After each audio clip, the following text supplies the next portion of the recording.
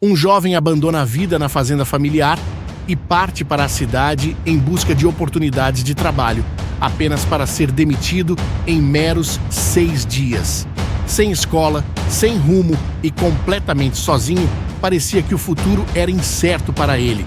Contudo, décadas mais tarde, emerge Henry Ford, um ícone que ergue um império e revoluciona não apenas a indústria automobilística, mas todo o mundo dos negócios. Ele é o visionário por trás da linha de montagem, da semana de trabalho de 5 dias e de inúmeras outras inovações que moldam o curso da história empresarial. Mas sua jornada não é apenas uma trajetória de sucesso simples. A vida de Ford é repleta de controvérsias, fracassos e um gênio obsessivo. Esta história não só revela a impressionante ascensão de Ford, mas também seus empreendimentos menos conhecidos, como a tentativa de erguer sua própria cidade nos confins da floresta tropical brasileira, batizada de Fordlândia. Além disso, ela desvela a face obscura de Henry Ford e sua conexão inquietante com um de seus maiores admiradores, Adolf Hitler. Esta saga é uma montanha-russa de inovação e sucesso, mas também uma batalha implacável por riqueza e poder. Esta é a impactante narrativa verídica de Henry Ford, um homem que desbravou fronteiras, construiu legados, mas também carregou consigo segredos sombrios que ecoam através do tempo.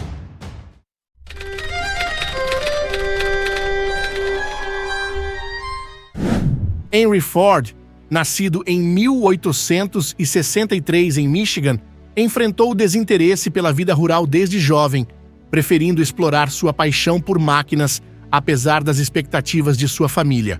Após a perda de sua mãe e seu desejo de escapar da fazenda com 16 anos, ele partiu para Detroit, desapontando seu pai. No seu primeiro emprego, foi demitido após meros 6 dias de ser contratado.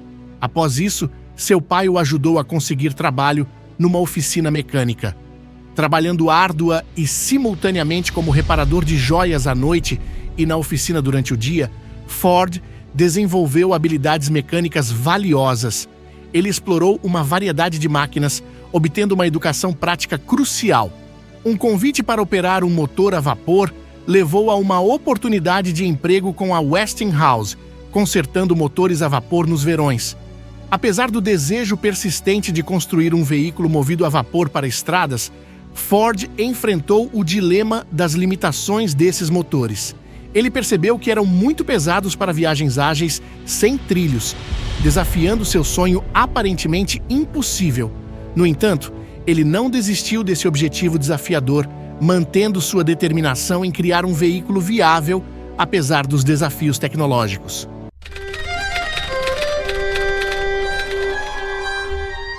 Ford inicialmente desconsiderou a ideia do motor a gasolina ao vê-lo numa revista, mas, anos depois, ao reparar um desses motores, sua visão mudou.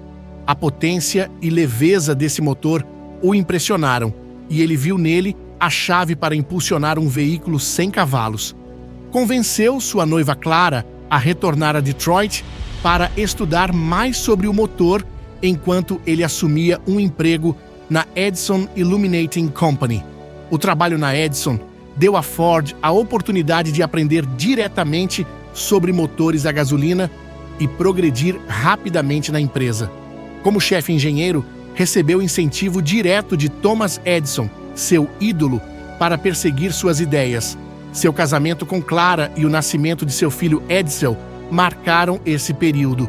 Após anos de experimentação, Ford finalmente construiu seu primeiro motor a gasolina e, em 1896, seu quadriciclo, soldando bicicletas a um chassi, fez sua primeira viagem, surpreendendo pela rapidez e confiabilidade. Embora não tenha sido o primeiro veículo a gasolina, era um dos mais rápidos de sua época, atingindo 30 km por hora. Ele o vendeu por $200 para financiar um segundo modelo. O segundo modelo foi um avanço em desempenho, mas Ford sabia que para avançar precisaria de mais recursos. Ele decidiu buscar investidores para realizar sua paixão e arriscar tudo, fundando sua própria empresa. Foi um momento de virada, pois Ford estava prestes a mergulhar numa jornada que mudaria a indústria automobilística.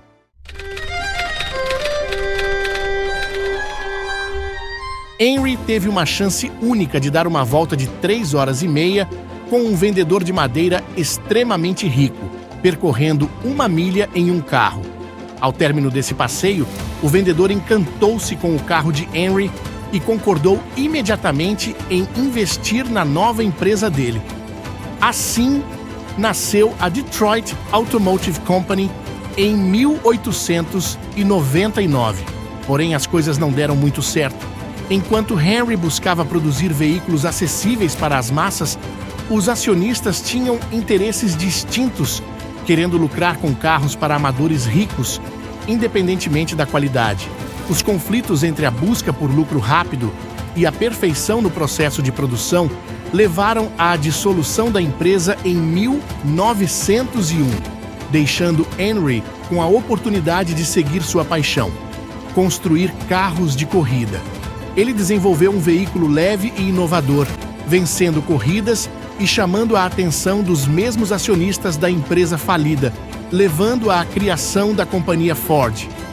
Apesar de se comprometer com carros urbanos leves, Henry continuou obcecado em aprimorar carros de corrida, resultando em conflitos internos na empresa. Isso culminou na substituição de Henry como engenheiro-chefe, levando-o a sair da empresa com seus projetos de carros de corrida.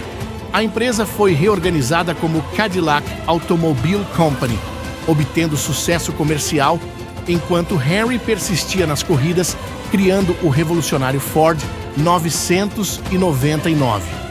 Seu triunfo nas competições atraiu mais investidores, levando-o a iniciar a Ford Motor Company em 1903, determinado a transformar sua inovação em um empreendimento lucrativo.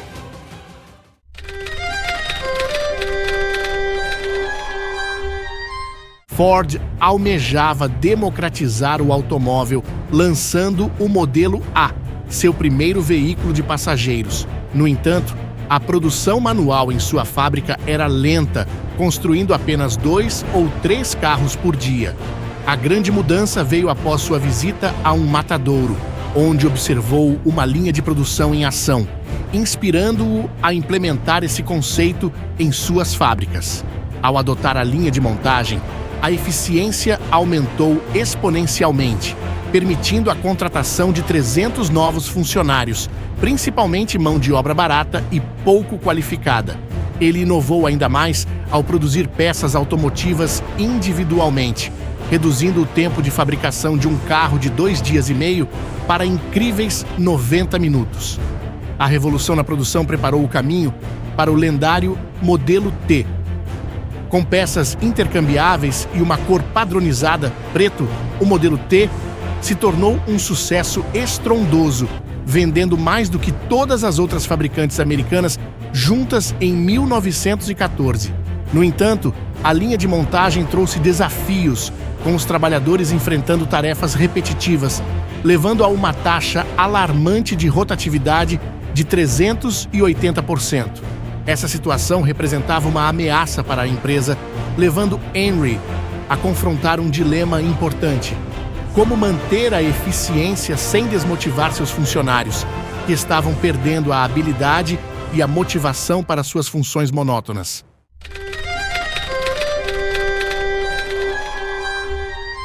Henry Ford implementou mudanças drásticas no ambiente de trabalho. Aumentou os salários dos funcionários para $5 por dia, dobrou a jornada para 8 horas diárias e introduziu o conceito inovador de uma semana de trabalho de 5 dias, proporcionando um final de semana de folga. Essas alterações foram inovadoras, mas encontraram forte resistência por parte dos acionistas, que viam os benefícios como um ônus financeiro sem justificativa. Ford defendia sua teoria de que funcionários mais descansados e melhor remunerados seriam mais produtivos, e a estratégia provou-se eficaz ao atrair trabalhadores de todo o país para suas fábricas, impulsionando a economia local e forçando a concorrência a adotar políticas semelhantes para reter seus empregados. Apesar das mudanças serem consideradas radicais para a época, a adoção de um terceiro turno de 8 horas permitiu à fábrica operar 24 horas por dia, mostrando-se extremamente eficiente. Hoje, a jornada de trabalho de 8 horas e a semana de 5 dias são práticas comuns, em parte graças às políticas pioneiras de Ford. No entanto, a resistência dos acionistas fez com que eles levassem o assunto para os tribunais, alegando que Ford prejudicava seus interesses. Diante disso, Ford decidiu retomar o controle da empresa, comprando ações suficientes para se tornar o acionista majoritário, apostando todas as suas economias na empresa que ele mesmo havia construído do zero. Essa jogada arriscada demonstrou a confiança de Ford em sua visão e na importância dessas mudanças para o sucesso da empresa.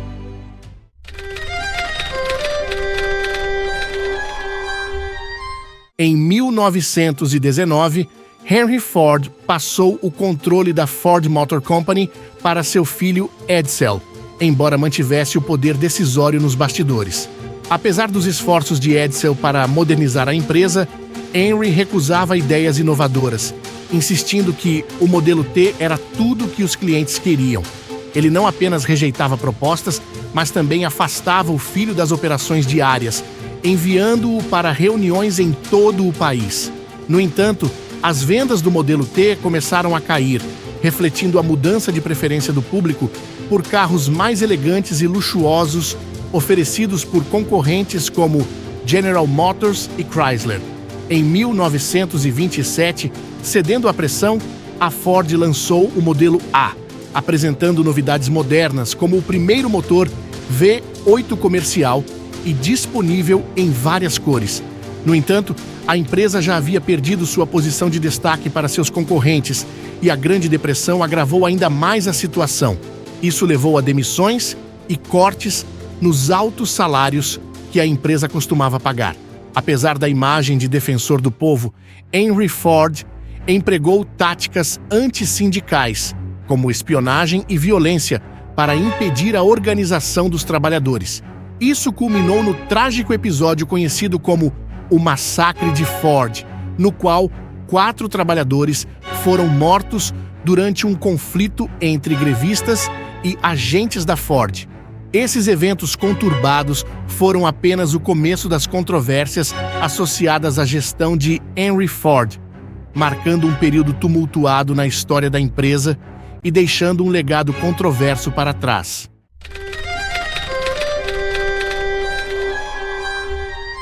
Em 1928, Henry comprou uma vasta extensão de terra na selva do Brasil para criar uma plantação de seringueiras. Essa iniciativa buscava suprir a necessidade de borracha para sua empresa automobilística, visando tornar-se autossuficiente na produção de pneus e peças automotivas. Ele concebeu Fordlândia, uma cidade planejada na selva com casas, lojas, escola, hospital e uma fábrica de processamento de borracha, inspirada na vida rural americana. Ford impôs regras rígidas à cidade, proibindo álcool, tabaco e até a prática de esportes, com uma força policial para garantir a obediência. No entanto, Fordlândia enfrentou inúmeros desafios, desde condições climáticas adversas até tensões entre trabalhadores, desastres ambientais e surtos de doenças. Esses obstáculos apontaram para um destino fracassado. Apesar dos investimentos milionários de Ford, uma doença debilitou a força de trabalho e interrompeu a produção de borracha. O descontentamento dos trabalhadores resultou em uma revolta, levando Ford a admitir que Fordlândia havia sido um erro custoso. Ele vendeu a plantação ao governo brasileiro por uma fração mínima do que investira, encerrando o projeto. As ruínas abandonadas de Fordlândia hoje permanecem como um símbolo das ambições grandiosas e frustradas de Henry Ford na criação de uma utopia na selva brasileira.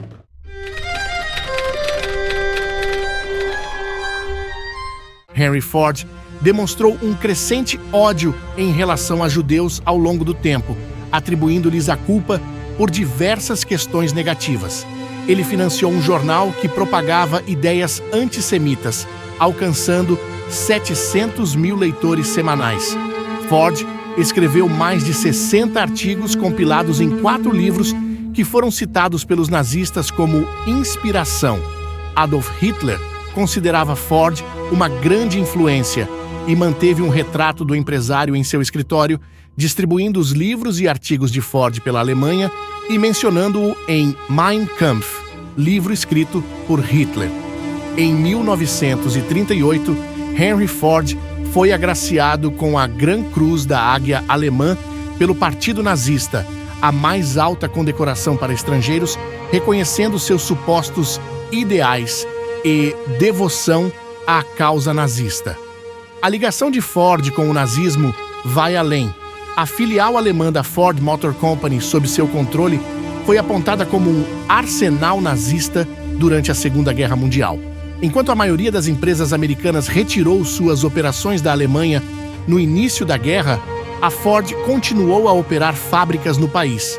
Soldados americanos relataram surpresa ao verem os inimigos alemães utilizando automóveis Ford na batalha, sugerindo que Ford empregou trabalho escravo em campos de concentração para fabricar veículos para os nazistas. O empresário não apenas manifestava um forte sentimento antissemita, mas também teve um papel de influência significativa na disseminação do antissemitismo globalmente.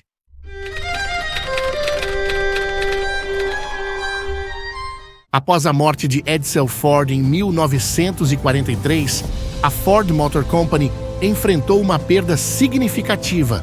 Edsel nunca teve a oportunidade de ver sua visão plenamente realizada na empresa, já que Henry Ford ainda mantinha o controle. O estresse e as dificuldades vivenciadas por Edsel, alegadamente causados pelo próprio Henry, foram apontados como fatores que contribuíram para a sua saúde debilitada. A morte de Henry Ford em 47 deixou a empresa sem um líder claro para seguir adiante. Seu neto assumiu o controle, mas a Ford Motor Company passou por 13 mudanças de CEO nos 41 anos seguintes. Apesar disso, a empresa encontrou sucesso comercial, produzindo carros icônicos como o Thunderbird e o Mustang, embora não tenha alcançado o mesmo domínio da indústria sob a liderança de Henry. Avaliada em mais de 50 bilhões de dólares e classificada entre as 10 maiores montadoras do mundo, a Ford começou com o simples desejo de um garoto de fazenda de criar um novo tipo de máquina.